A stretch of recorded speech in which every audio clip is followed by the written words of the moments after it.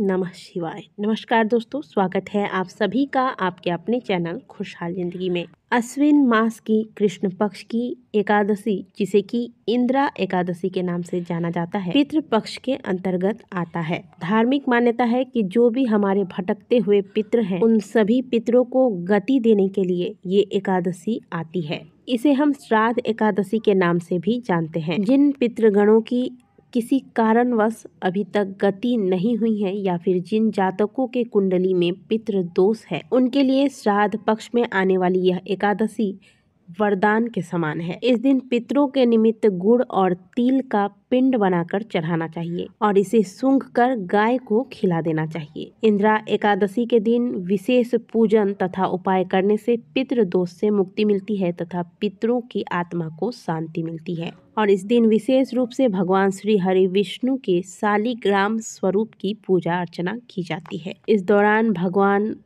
विष्णु के शालिग्राम स्वरूप या फिर भगवान विष्णु की तुलसी पत्ते से पूजा अर्चना करनी चाहिए। घर में शालिग्राम जी को अवश्य स्थापित करके रखना चाहिए। इससे पितृदोष, वास्तु दोष हमारे जीवन से खत्म हो जाते हैं, या फिर यूँ कहें कि ये दोष हमें कभी लगते ही नहीं हैं।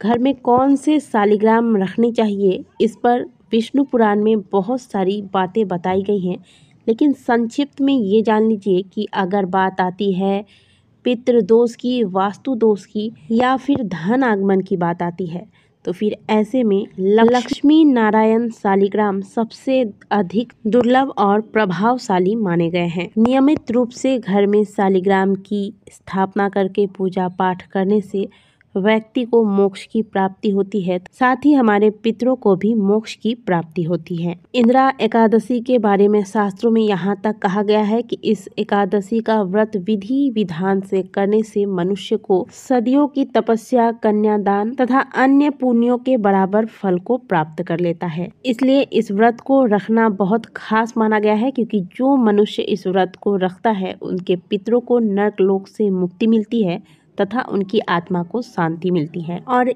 इसका साक्षात वर्णन सतयुग के समय की एक कथा में आता है। जब महिष्मती नगरी में इंद्रसेन नामक राजा राज करता था, उनके माता पिता का स्वर्गवास हो गया और एक बार उन्होंने सपने में अपने माता पिता को देखा कि वे नरक में रहकर अपार कष्टों को भोग रहे हैं। नींद खुलने पर अपने पितरों की यह दुर्दशा देखकर वह बहुत दुखी हुए और उन्होंने अपने पितरों को यम यातना से मुक्त कराने के बारे में सोचा। उन्होंने बड़े बड़े विद्वानों को, बड़े बड़े संतों को, ब्राह्मणों को बुलाया और उनके समक्ष अपनी स्वप्न को रखा और उनसे यह जानने के लिए आग्रह किया कि किस प्रकार से वे अपने पितरों को मोक्ष दिला सकते हैं, उन्हें यम यातना से बचा सकते हैं। तब उन्हें ब्राह्मणों ने बताया कि हे राजन, यदि आप अपनी पत्नी के साथ इंद्रा एकादशी व्रत का पालन करते हैं, इस दिन भगवान श्री हरि विष्णु के शालिग्राम स्वरूप की पूजा अर्चना करें, तुलसी दल चढ़ाएं, भगवान को भोग लगाएं, ब्राह्मणों को भोजन कराएं, उन्हें यथासंभव दक्षिणा दें तथा उनका आशीर्वाद लें, इससे आपके पितृ स्वर्ग लोक की ओर प्रस्थान कर जाएंगे। ब्राह्मणों की बात सुनकर राजा ने अपनी पत्नी के साथ इस व्रत को धारण किया। विधि पूर्वक उन्होंने इस व्रत का पालन किया। जब वो रात्रि को सो रहे थे तो उन्हें स्वप्न में भगवान ने दर्शन दिए और उनसे कहा कि हे राजन, तुम्हारे व्रत के प्रभाव से तुम्हारे पितरों को मोक्ष की प्राप्ति हुई है। तभी से इंद्रा एकादशी व्रत की महत्वता बढ़ गई। बोलिए सभी मिलकर श्री हरि विष्णु भगवान की जय। तो इस बार इंद्रा एकादशी तिथि का प्रारंभ हो रहा है 20 सितंबर रात्रि 9:26 पर तथा इस तिथि का समापन होगा 21 सितंबर रात्रि 11:34 पर। क्योंकि एकादशी व्रत में उदया तिथि की मान्यता होती है, इसीलिए यह व्रत 21 सितंबर को रखा जाएगा और व्रत के पारण का समय होगा 22 सितंबर प्रातःकाल 6:15 से प्रातःकाल 8:41 तक। दोस्तों, जो लोग भी एकादशी व्रत को करते हैं उन्हें 10वीं तिथि से ही व्रत के नियमों का पालन आरंभ कर देना चाहिए। इस दिन प्याज, लहसुन, मांस, मदिरा, बैगन, चावल इत्यादि का त्याग करना चाहिए। ब्रह्मचर्य का पालन करना चाहिए। बाल धोकर इसी दिन नहा लेना चाहिए। रात को ब्रह्मचर्य का पालन करते हुए ओम नमो भगवते वासुदेवाय मंत्र का जाप करते करते आपको शयन करना चाहिए। अगले दिन प्रातःकाल जल्दी उठें, घर की साफ सफाई करें, घर के मुख्य द्वार को अच्छे से साफ करें। स्नान के बाद पूरे घर में आप गंगा जल का छिड़काव करें। इसके बाद सूर्य नारायण को 1 लोटा जल अवश्य चढ़ाएं। ओम सूर्याय नमः, ओम आदित्याय नमः, ओम भास्कराय नमः। इस प्रकार से इन मंत्रों के साथ सूर्य नारायण को जल अर्पित करना चाहिए और उसी लोटे में पुनः एक बार जल भर लीजिए। थोड़ा सा काला तिल मिलाकर दक्षिण मुखी होकर पितरों के निमित्त अपने सभी पितरों का ध्यान करते हुए यह जल पितरों को अर्पित कीजिए। मंत्र बोले ओम सर्वेभ्यो पितृभ्यो नमो नमः, ओम सर्वेभ्यो पितृभ्यो नमो नमः। इसके बाद आप अपने घर के मंदिर में आए, मंदिर की साफ सफाई करें, भगवान के समक्ष एक घी का दीपक लगा दें और अपने व्रत का संकल्प करें। संकल्प करें कि आज मैं एकादशी व्रत के नियमों का पालन करूंगा। आज मैं चोर, पाखंडी और दुराचारी मनुष्यों से बात नहीं करूंगा।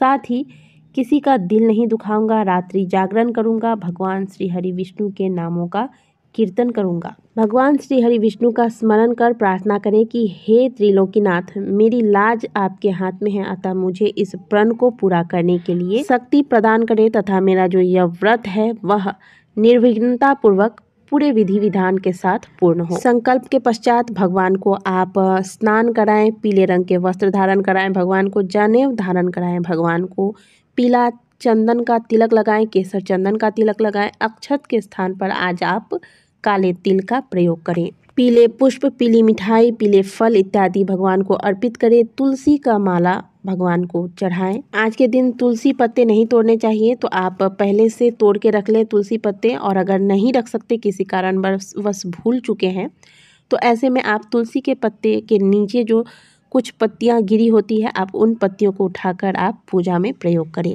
इसके बाद गुड़ और तिल को कूट करके जैसे आप लड्डू बनाते हैं, इसी प्रकार से 11 पिंड तैयार करिए। छोटे छोटे से 11 पिंड आपको बनाने हैं। इसके बाद एक कटोरी में आप कर्पूर रख लीजिए। दोस्तों, कर्पूर के बिना कोई भी पूजा हो, आरती हो, सब कुछ अधूरा ही रहता है। यह आपके घर के नकारात्मक ऊर्जाओं को समाप्त करके यहाँ सकारात्मक ऊर्जाओं को एक्टिवेट करता है तथा साइंटिफिक दृष्टि से भी अगर देखा जाए तो इसमें वो गुण हैं जो छोटे छोटे कीटाणुओं को जो हमारे आसपास है, जिन्हें हम देख नहीं सकते, वो इनके प्रभाव से समाप्त होते हैं। तो एक पात्र में कर्पूर अवश्य रखिएगा। इसके बाद ओम प्रधान पुरुषेश्वराय नमः, इस मंत्र का कम से कम 1 माला आपको जाप कर लेना है, क्योंकि पितृपक्ष चल रहा है। पितृपक्ष में पितरों की आत्मा की शांति के लिए गीता के 7वें अध्याय का पाठ करना बहुत ही शुभ माना जाता है। तो गीता का पाठ करने के लिए आज से अच्छा दिन आपको पितृपक्ष में नहीं मिलेगा, क्योंकि गीता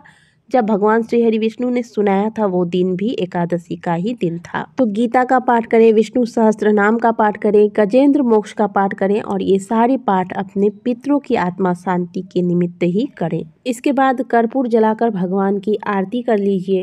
अब आपने जो पात्र में कर्पूर भगवान के पूजा स्थान पर रखा था, इस कर्पूर को आप रात के समय यानी कि एकादशी की रात्रि को किसी पात्र में रख दें और इसमें 1 जोड़ा लौंग रखकर इसे जला दें। इससे घर की समस्त नकारात्मक ऊर्जाएं समाप्त हो जाएंगी। घर में सकारात्मक ऊर्जाओं का बसेरा होगा। यदि कुंडली में पितृ दोष है या काल सर्प दोष है, मनुष्य की तरक्की रुक गई है, तो ऐसा राहु और केतु ग्रह के वजह से होता है। और इन दोषों से मुक्ति पाने के लिए इस कपूर को पूजा स्थान पर रखे हुए कपूर को आप स्टोर करके रखते हैं और इसे आप प्रतिदिन प्रातःकाल, संध्या काल तथा रात्रि काल जलाएं। ऐसा पितृपक्ष में रोज करें और लगातार 40 दिनों तक आप करके देखें, आपको पितृ दोष से मुक्ति मिलेगी। इसके अलावा यदि आपके घर में आपको लगता है कि वास्तु दोष पनप रहा है, तो घर में जिस स्थान पर जो भी वास्तु दोष है उस स्थान पर आप यदि जलाना नहीं चाहते तो आप एक पात्र में इस कटोरी को लेकर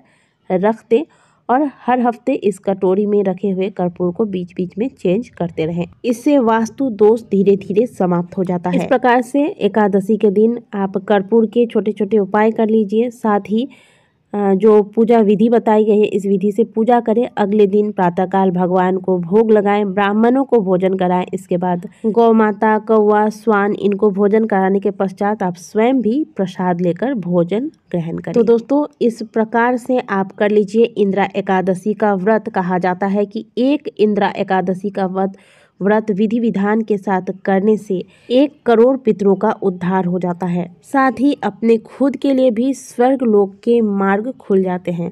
तो दोस्तों, इस एकादशी को आप इस विधि से पूजा आराधना करें, बताए गए उपाय को करें। वीडियो अच्छी लगी है तो वीडियो को लाइक जरूर कीजिएगा। कमेंट बॉक्स में जय श्री हरि विष्णु अवश्य लिखिएगा। मिलते हैं आपसे अगले वीडियो में, तब तक के लिए ओम नमः शिवाय, हर हर महादेव।